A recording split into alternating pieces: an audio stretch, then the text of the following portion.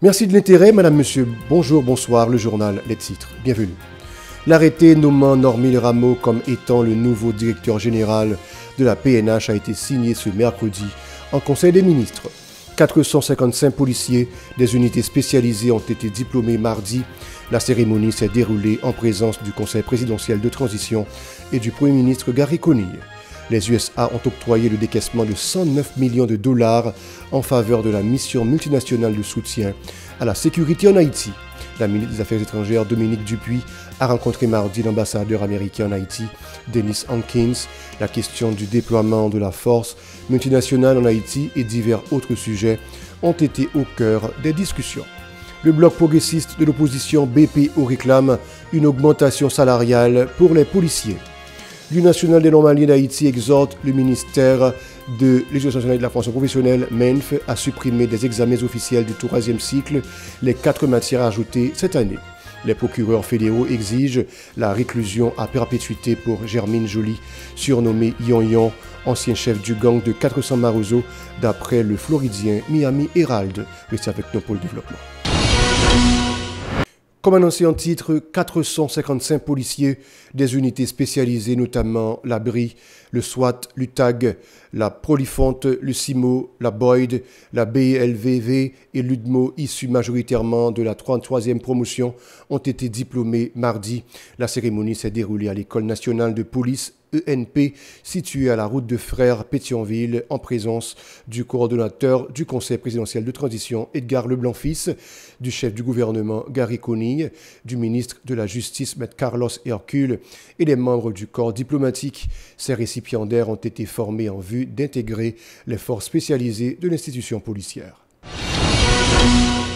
Le DG France LB, dans son allocution, a mis l'accent sur la nécessité de renforcer les capacités structurelles et opérationnelles de la PNH. Il a remercié le gouvernement haïtien pour son support envers l'institution policière et a également salué la contribution de différents partenaires de la PNH ainsi que le courage des vaillants policiers. Le chef du gouvernement, Gary Conille, a félicité le sens du sacrifice et du devoir des policiers engagés dans la lutte contre le banditisme. Il promet que son gouvernement continuera à soutenir la PNH. Le président du Conseil présidentiel de transition, Edgar Leblanc-Fils, de son côté, a déclaré que le CPT s'engage à fournir un soutien total à la police nationale d'Haïti dans ses actions visant le démantèlement des gangs armés. La ministre des Affaires étrangères, Dominique Dupuis, a rencontré mardi l'ambassadeur des États-Unis en Haïti, Dennis Hankins. Le déploiement de la mission multinationale de soutien à la sécurité en Haïti, l'exportation agricole, la coopération judiciaire, le leadership féminin et la décentralisation ont été au cœur des discussions. Ils ont également discuté de l'importance de mettre en œuvre l'accord signé entre les départements de la sécurité intérieure, Homeland Security, et le ministère de la Justice en février 2024, portant sur la création d'une unité transnationale d'enquête criminelle UTEC. Selon les responsables, pour relancer l'économie nationale, il est important d'augmenter la production agricole et de favoriser l'exportation agricole. Il convient de souligner que le secrétaire d'État américain Anthony Blinken a intimé l'ordre mardi au département d'État de décaisser 109 millions de dollars pour le déploiement de la mission multinationale de soutien à la sécurité en Haïti. Selon le journal Miami Herald, l'administration Biden a réussi à annuler la mainmise des républicains qui avaient bloqué le financement de la MMSS grâce à cette décision de Blinken intitulée « Option nucléaire ». En outre, le secrétaire général de l'Organisation des Nations Unies, ONU, Antonio Guterres, a nommé un originaire d'Haïti, Carl Frédéric, au poste de coordonnateur résident de l'ONU en Gambie. Le bloc progressiste de l'opposition BPO réclame une augmentation salariale pour les policiers. Le porte-parole du BPO, Wilner Elian, annonce avoir adressé une correspondance au ministre des Finances demandant une rémunération de 50 000 gourdes pour les policiers ainsi que 25 000 gourdes sur leur carte de débit. Selon lui, cette adaptation du salaire de base des policiers pourrait engendrer de meilleurs résultats. De plus, il appelle le responsable en chef de police à organiser un vetting au sein de l'institution afin de l'affranchir des policiers corrompus. Écoutons-le au micro de Yasmine Sanon et Marie-Carmel Auguste. Nous avons demandé 2 syndicats qui sont dans la police. Nous avons parlé de SPNH 17, nous avons parlé de SINAPOA pour ne pas diviser dans le point ça. Pour entendre, pour bataille, pour que les policiers joignent ça que le salaire de base 50 000 gouttes là, pour joindre 4 DD billets capacité à 25 000 gouttes. Et nous avons parlé de primes de risque capables d'augmenter. Et que pour permettre que les policiers aient un moral à beau fixe, parce que non seulement ils n'ont pas de moyens de travail, ils n'ont pas d'équipement, mais il y a toujours un salaire de déception. Nous déjà écrit ministre justice là, nous écrit ministre finance là, nous dit le prochain budget que vous gagnez pour adopter dans le nouvel exercice qui est pour venir là, nous disons tout permettre que la police là joigne petit bagage ça n'a demandé qui c'est salaire de base 50 000 gouttes là. Même j'ai tout nous demandé, il faut que bon gens vetting qui fait sous la police là, parce que nous connaissons que les policiers déviants, les policiers pas faire honneur à l'institution, les policiers c'est deux institutions pour eux, c'est des mauvais graines. Pendant nous avons demandé bon gens conditions moyens pour les policiers à travail, mais en même temps, nous avons dénoncé l'arbitre tout qu'a fait dans l'institution, pour que des citoyens qui sont victimes de actes arbitraires, c'est des policiers. Plus loin, Wilner Elion a lancé un SOS auprès du ministre du MENF afin d'assister les directeurs d'école en difficulté de payer les enseignants car des parents d'élèves victimes de l'insécurité économique ne parviennent pas à s'acquitter de leurs dettes. Cependant, il dénonce des directeurs d'école qui oppriment les parents d'élèves à payer les jours de classe dysfonctionnels en raison de l'escalade de la violence dans la capitale du pays. Suivez. SOS pour directeur l'école. La majorité de directeurs l'école, ils ont une grosse difficulté pour finir l'année. Ils n'ont pas qu'à payer professeur l'école. Parce que les parents n'ont pas de moyens pour payer l'école. À travers le ministère de l'Éducation nationale, s'il y a travail, le ministère de l'Éducation nationale doit acheter avec directeur l'école pour regarder avec eux comment ils sont capables de redresser ces questions pour permettre que les directeurs l'école soient capables de un meilleur début pour l'année prochaine. Les pas autorités de l'État ou des dérives. Pendant qu'on a parlé pour directeur l'école, on coûte mais en même temps tout, nous toujours capables pour dénoncer ça directeur l'école a fait. Imagine-moi, on dit, pendant la période de ça, l'école n'a pas de travail. Pas un chita, si nous chita à l'école. Sauf que nous comprenons que les directeurs l'école jeunes qui fait pression sur ça. Et que on directeur l'école doit comprendre que les parents ont une grosse difficulté et nous gardons l'examen qui va le faire là, nous pas parce que des parents, parce que nous sommes dit parents pas payer l'école, ça veut dire parents pas prendre fiche tout pour les nous proposer. Donc ça veut dire c'est un ensemble de problèmes que nous voyons qui est vital et on doit résoudre. Et le gouvernement ça qui là pendant 60 jours nous devons aller à l'œuvre dans l'ensemble de revendications. Les procureurs fédéraux des USA exigent la prison à vie pour Germaine Joly, surnommé Yon Yon, l'ancien chef du gang de 400 Marozo. Selon le Floridien, il a plaidé coupable à plusieurs chefs d'accusation, dont le trafic d'armes illégales, le blanchiment d'argent et l'enlèvement de missionnaires américains. Le Miami Herald rapporte que 3 de ses complices ont reçu de sa part en virement électronique environ 28 000 $ pour l'achat d'armes semi-automatiques afin d'alimenter l'insécurité dans le pays.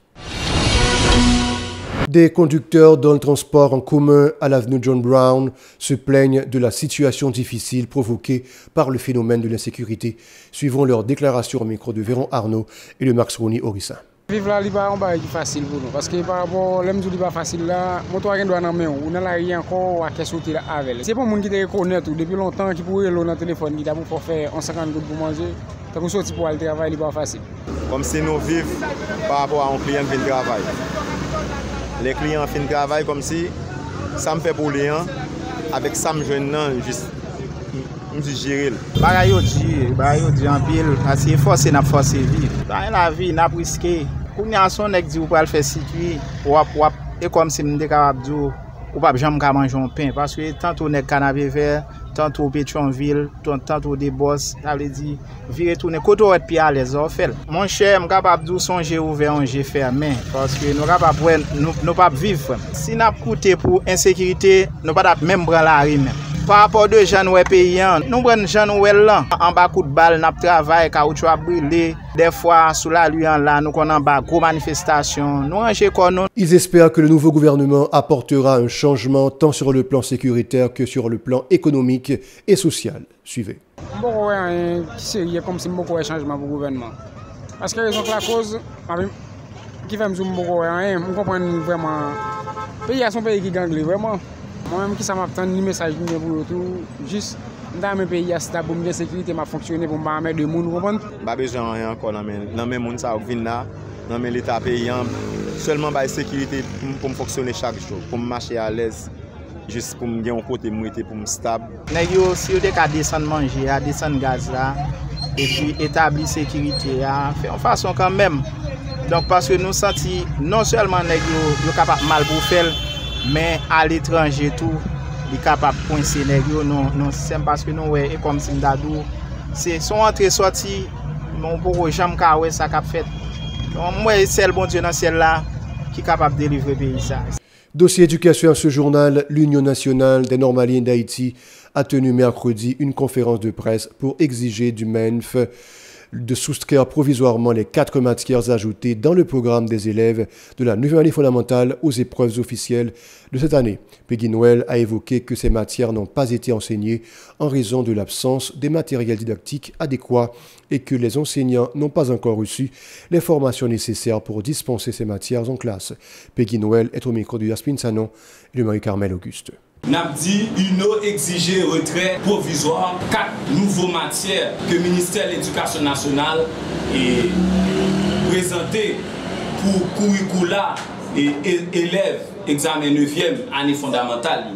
4 matières, ça, nous connaissons, c'est éducation à la citoyenneté, éducation à la technologie, pour nous citer ça seulement. Comment comprendre une matière pas enseignée et puis demander pour faire évaluation sur lui?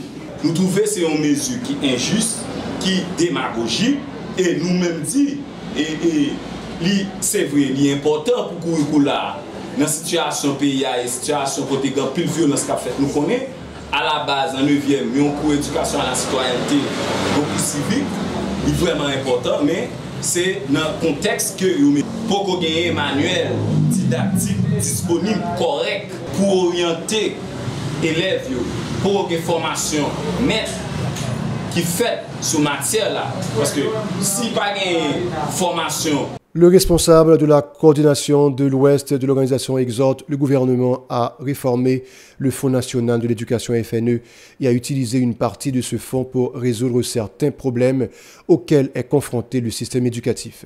Ses propos. Deuxième point noir, c'est sur FNE, qui c'est Fonds national de l'éducation. Donc nous dit, Fonds national de l'éducation, c'est un gros outil, nous pensons qu'il est capable de permettre un pile problème résoudre dans le système éducatif là. Mais il est capable de faire dans bon genre de transparence et gestion fonds. Donc UNO exigé, UNO demandé pour être capable pour et fonds ça capable de réorganiser, pour réorienter, côté il est capable d'utiliser pour résoudre un ensemble de problèmes qui gagnent dans le système éducatif là. Donc nous sommes capables de dire et problème construction de l'école, là nous connaissons pays dans pile commune dans pays, dans pile région dans pays, pas vraiment l'école pour la population. Des déplacés logés à la faculté de linguistique appliquée dénoncent des conditions de vie inhumaines dans le camp d'hébergement depuis 2 ans. Ils critiquent le comportement des autorités de l'État qui n'ont pris aucune disposition pour les accompagner dans cette situation. Ils expliquent qu'ils sont privés de tout, y compris d'un endroit pour déféquer. Leur réaction au micro de Shilov Semexan et de Franz Michael Stevens.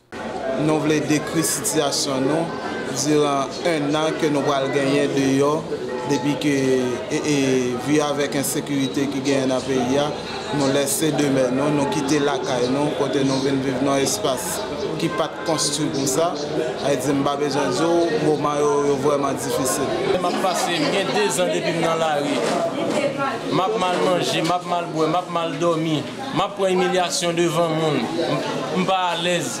Je ne dis à mes amis. L'État compte à fond bagaille pour nous non. Ma vivre, je ne sais pas comment ma vivre. Mais si vous si je un café matin, je ne sais pas après-midi, si je fais un café tout, je fais 2 jours avec. Je mal vivre. Moi je suis 2 ans à vivre là, 2 ans misère. Et 2 ans misère, je ne peux pas mettre, je ne peux pas manger pour manger, c'est mon qui fait manger, je ne peux pas vivre là, je ne peux pas vivre petit monde, il y a une chambre. Je suis 2 ans misère, la pluie tombe, c'est la pluie tomber pour me bagaille. C'est 2 ans misère, 2 ans misère, c'est l'État qui met dans sa vie là. Les réfugiés réclament aux membres du Conseil présidentiel de transition et au nouveau gouvernement établi assistance et de la sécurité dans le pays. Suivez. Et nous demandons réparation pour côté l'État et nous demandons sécurité pour nous tourner à vivre la caille, nous gens nous tap vivre déjà. Nous tap dit l'État nous pas attendre encore, nous pas vivre dans cette situation ça. Nous pas vivre dans cette situation ça, nous voulons regagner vie nous voulons retourner dans train de vie normal nous parce que c'est ça qui est bon pour nous. Pour l'État tirer dans Samier là pour me jouer de côté, pour me dormir, pour me rester à petit, pour me vivre parce que je suis dans la rue, je fais commerce, je vivre à petit. Le ministre là, je dois installer, je dormi dans l'abri, je ne pas faire pour nous, je vais aller ciment. Moi, je suis caille, je mets mes dehors, je boule caille, je prends tout le bagage là-dedans. Je ne vais rien pour me vivre, je trois petits ensemble avec. Pour retirer nous toutes les misères là, il n'y a pas de monde qui vit bien vivre là. Je vis au côté que 65 personnes qui dorment dans la chambre pour comment faire bien vivre. Ça pour l'État a fait pour moi, pas pour moi, pour nous dans la rue. Pour Oni comment il est pour passer dans ce pour ouais ça le fait pour peuple là pour les tirer ça nous là. Voilà, c'est la fin du journal. Restez avec nous pour la suite de la programmation.